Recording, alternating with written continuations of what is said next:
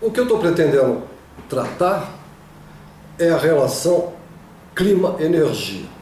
Trata-se de um baião de dois, porque nós sabemos que as mudanças climáticas estão diretamente associadas ao consumo de energia fóssil no mundo. Como todos nós sabemos, as energias fósseis emitem CO2, que é o principal gás de efeito estufa, né? Também chamado de dióxido de carbono, além do metano, que é em menor escala, o óxido nitroso e ainda uns 4 ou 5 outros. A concentração de CO2 na atmosfera na era pré-industrial era da ordem de 280 partes por milhão. Partes por milhão é a medida que se usa, né? E hoje ela alcançou 410 partes por milhão. Acontece que a metade desse aumento ocorreu a partir de 1980, ou seja, há pouco tempo. Assim, para reverter esse quadro de aumento da temperatura, é necessário operar uma transição energética para evitar as consequências catastróficas do aumento da temperatura. E o que interessa saber agora é qual é a velocidade dessa transição em direção ao modelo energético de baixo carbono, ou seja, saber com que rapidez estamos procedendo à substituição de energias fósseis responsáveis pelas emissões de CO2 por outras fontes de energia. Em 2015, por ocasião da Conferência do Clima, a COP21, que ocorreu em Paris, 194 países definiram um objetivo a ser alcançado. Qual é ele? Conter o aquecimento global num patamar de 2 graus centígrados de temperatura média no final do século XXI. Estamos falando aqui de temperatura média, que é uma coisa que não existe, mas é uma média ponderada de todas as estações que está sendo medida tanto na parte terrestre quanto nos oceanos. Por que 2 graus centígrados? 2 graus centígrados porque, mais além dessa temperatura, os climatólogos estimam que a situação será impossível de administrá-la. Será um problema do caos, será um caos instalado muito complicado, não se tem muita ideia de como vai ser. E por essa razão, desde agora é necessário alterar essa matriz energética mundial. Evidentemente que essa decisão tomada em 2015, ela não foi a partir daí que o problema apareceu, ele é bem mais antigo, né? E as preocupações ecológicas e ambientais têm uma maior importância a partir dos anos 70.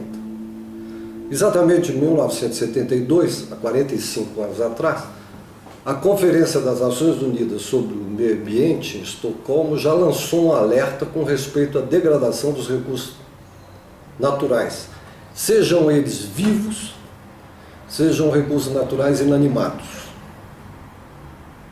do planeta.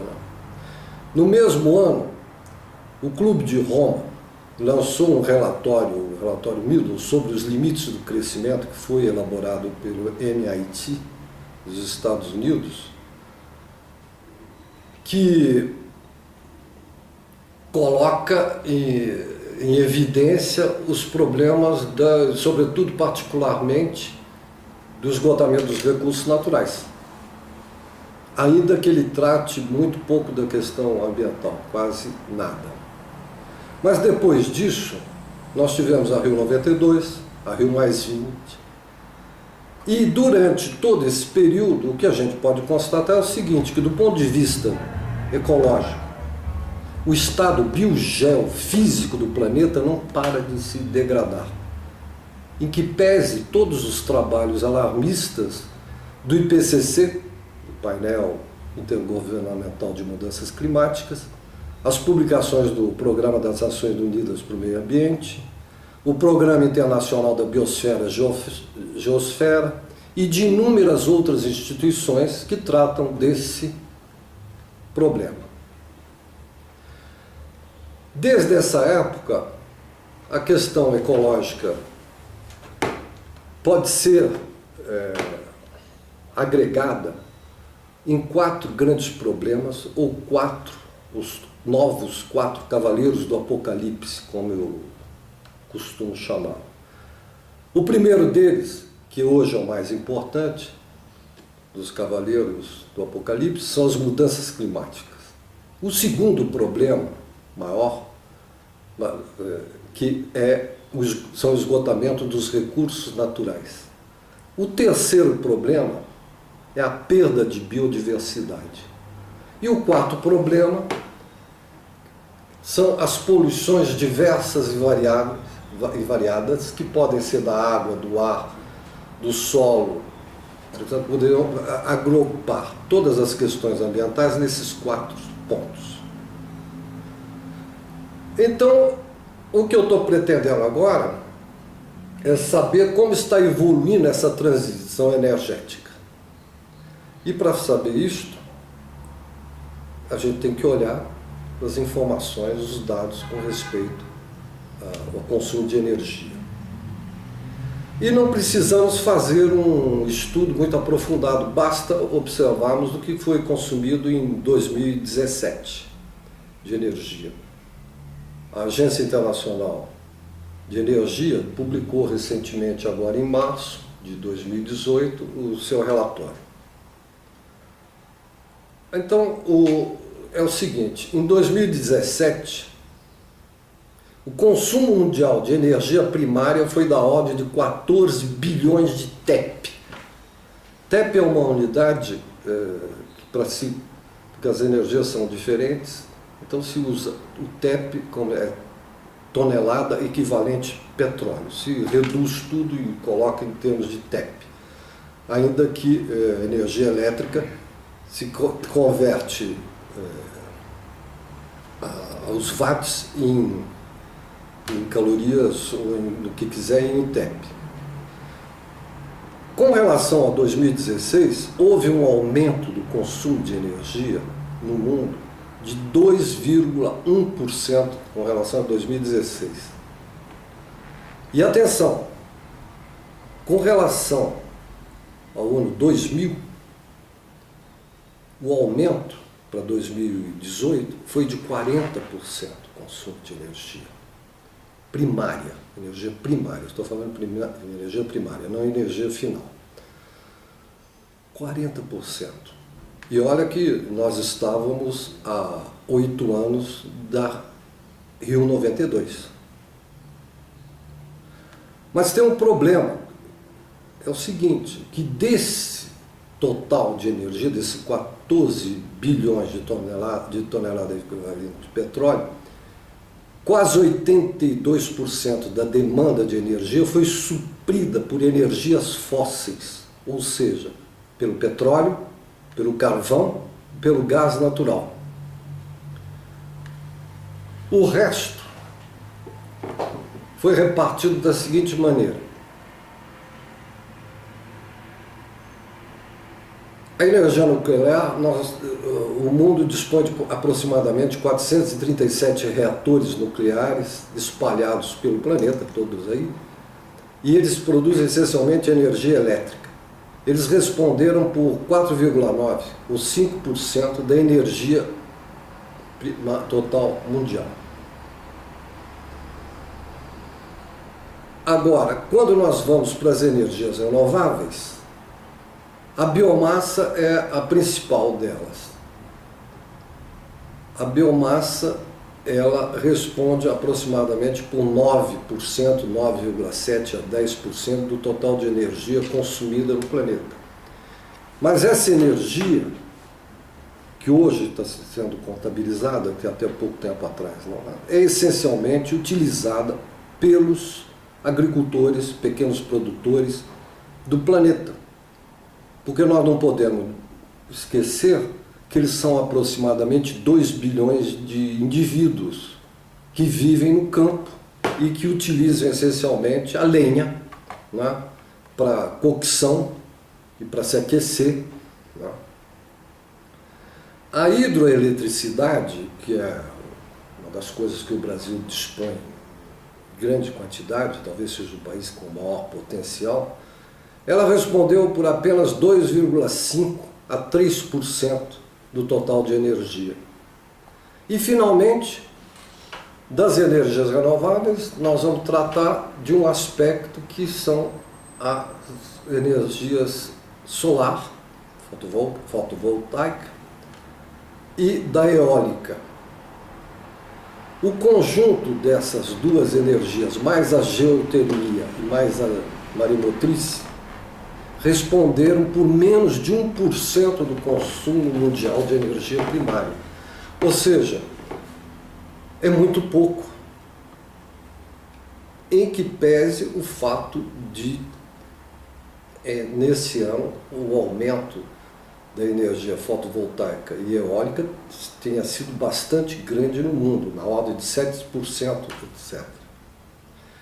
Como a gente pode constatar, o consumo mundial de fontes de energia em 2017 seguiu imperturbavelmente e impiedosamente a mesma trajetória de crescimento verificado desde a Revolução Industrial no século XIX. Esse ano, por exemplo, de 2016 para 2017, 70% do aumento da demanda de energia do ano passado foi satisfeita por energias fósseis, inclusive o carvão. Quer dizer, gás foi 3%, petróleo 1,6% e carvão 1%. Aliás, a gente não pode esquecer que o carvão é a primeira fonte de energia para a produção de eletricidade no mundo. 37% da energia no mundo é produzida com carvão, particularmente na China, na Alemanha, na Dinamarca, em inúmeros países, nos Estados Unidos. É o carvão que responde pela produção de energia elétrica, em grande parte. E aí, nós temos que levar em consideração o seguinte fato, que